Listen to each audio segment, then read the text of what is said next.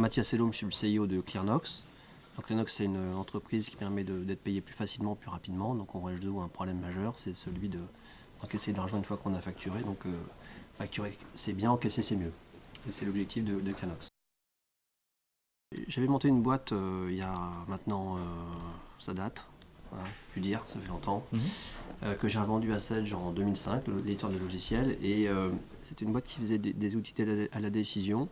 C'est-à-dire c'était des tableaux de bord qui permettaient de bien piloter la boîte. Donc, et dans ces tableaux de bord, je mettais en avant ce qui allait et ce qui n'allait pas. Et par exemple, je disais attention, dans 6 mois, vous allez avoir un trou de trésorerie, donc il faut le combler, quoi. Et quand j'ai décidé de réentreprendre derrière, après avoir passé 10 ans chez Sedge, j'ai décidé d'essayer de résoudre les problèmes finalement. Je me dis tiens, tu as passé ta vie à montrer des problèmes, maintenant tu essaies de les résoudre. Donc je me dis il y a 3 sujets finalement dans la vie d'entreprise. Il y a le chiffre d'affaires, les charges et le cash. Bon, le chiffre d'affaires, c'est pris déjà par tous les acteurs du CRM, puis la promesse d'essayer de développer le chiffre d'affaires, c'est très compliqué finalement. C'est lié à chaque activité. Les charges, ça m'ennuie parce que la principale des charges, ce sont les salaires, et puis je n'ai pas envie de rentrer là-dedans. Et le cash, je me dis tiens, c'est plutôt marrant, il y a 2 sujets dans le cash, il y a le cash in et le cash out. Bon, évidemment, le problème, c'est de faire rentrer l'argent. Et dans faire rentrer l'argent, il y a 2 sujets, il y a soit par des emprunts, soit par des créances clients, faire rentrer ces créances clients. Et j'ai vu que là-dessus, en fait, il y avait un vrai problème pour tout le monde finalement. Quel que soit le secteur d'activité, quelle que soit la taille, les gens envoyaient leurs factures et avaient du mal à se faire payer. Voilà. J'ai évité de faire finalement un logiciel tout de suite. J'ai essayé d'interroger tout le monde et j'ai vu que les patrons n'étaient pas toujours super satisfaits parce que c'est de la relation client avant tout, et puis un comptable, c'est pas un commercial. Qu'ils pensaient finalement que tout ce qui devait être fait était fait, mais en fait les pauvres comptables, elles avaient tellement à faire que c'était tellement compliqué de le faire avec le logiciel de gestion qu'elles n'arrivaient pas à le faire.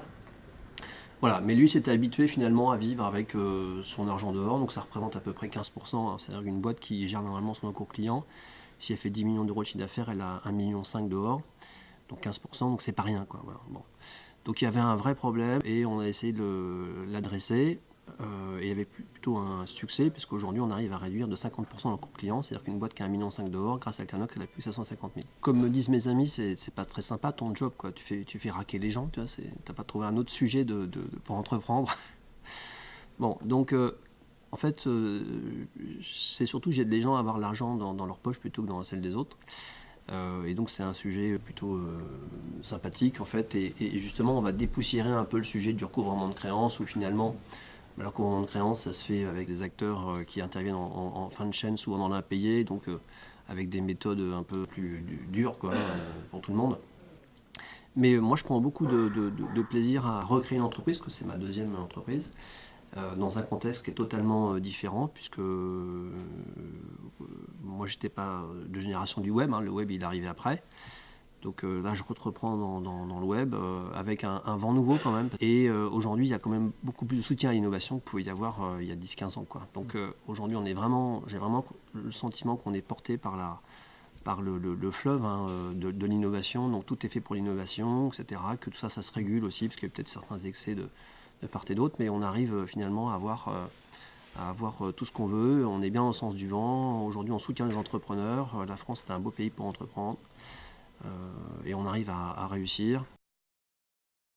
Bon, il y a quelques obstacles quand même. Bon, moi, j'ai eu la chance déjà de gagner de l'argent par la vente de ma première entreprise, donc j'ai pu finalement réinvestir dans ce projet. Mais pour ceux qui n'ont pas eu ce premier essai, bon, c'est compliqué de se financer. Alors, Xavier Niel, il a souvent une bonne parole, il dit c'est pas l'argent qui manque, c'est des bons projets, quoi. Bon.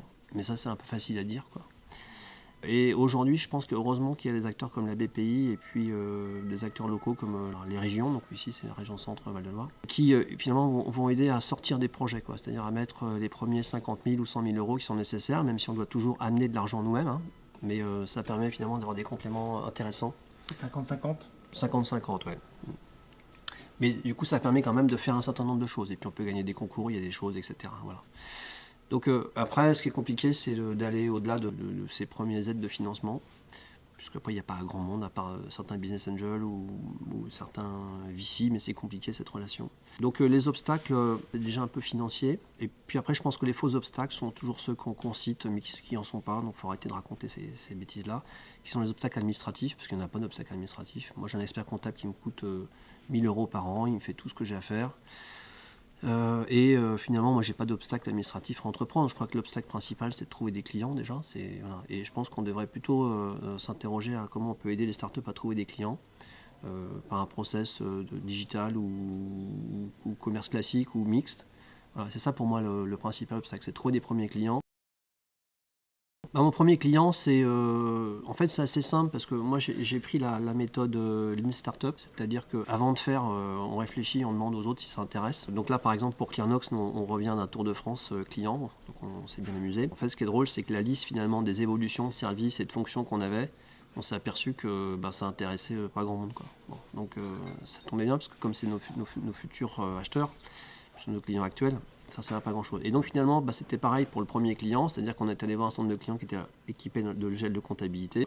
On a validé avec eux le problème, on a validé avec eux que si on faisait ça, ça les intéressait. Et puis après, on est arrivé avec eux une première solution, on leur a demandé si finalement ça leur convenait ou pas, qu'est-ce qui verrait comme amendement. Donc on a co-construit de l'idée, la solution et les premières versions, quoi, le premier MVP. Et puis fil en aiguille, après, du coup, on a vu qu'on avait la bonne réponse, que les gens constataient leurs bénéfices, et donc on est allé voir d'autres entreprises et on a recruté tout un réseau de partenaires. Aujourd'hui, nous, on a installé à Tours, on a 2 bureaux à Tours et à Paris.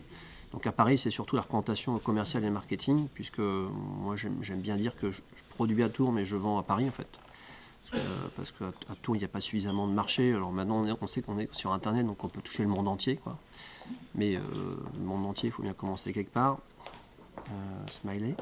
Quand on veut rentrer dans l'entreprise, c'est beaucoup plus facile finalement de trouver des entreprises qui sont en région parisienne. J'aime bien Paris parce qu'il y a aussi une bonne émulation autour de l'innovation. J'ai commencé mes études à Tours, après je les ai finies à Dauphine et puis en expertise comptable. Et j'ai commencé dans une banque de financement en LBO en fait, donc dans la moquette épaisse quoi finalement. Et j'ai décidé d'entreprendre, mais donc j'étais dans les beaux quartiers de Paris.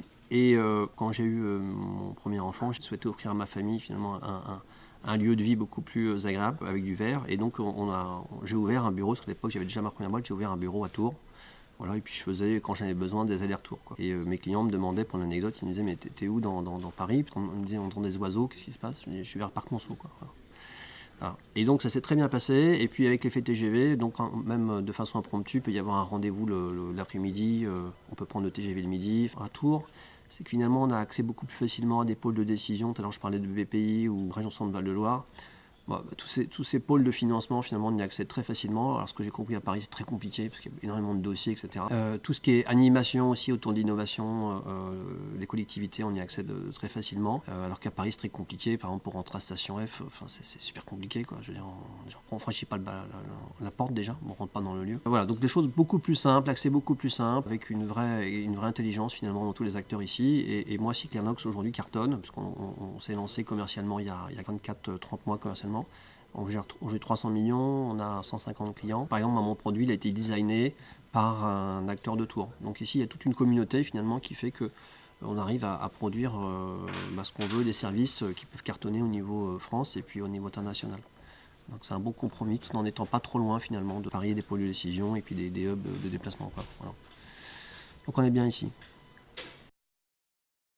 L'avenir pour nous, pour nous là, c'est maintenant qu'on a, alors si on parle un peu start-up, donc maintenant qu'on a trouvé notre business model, donc on sait, notre promesse de valeur, elle est bien là, elle est bien tenue, elle est bien constatée, qu'on a un prix, qu'on sait comment le vendre. Pour nous maintenant, c'est d'accélérer la vente en France. Donc on veut recruter des commerciaux parce que finalement c'est comme ça qu'on vend. Donc pour l'anecdote, ça fait toujours un peu rire. Plein de gens qui essaient de vendre sans commerciaux, mais moi je suis dans le B2B, donc c'est peut-être aussi un peu naturel. C'est bon de faire du lead gen digital et puis ensuite il faut closer par des commerciaux parce qu'après si on attend que sur internet, on a peut-être du mal à le faire. Donc moi c'est recruter des commerciaux en France, développer et puis ensuite initier l'international avec un certain nombre de pays. On regarde soit les USA, soit l'Europe.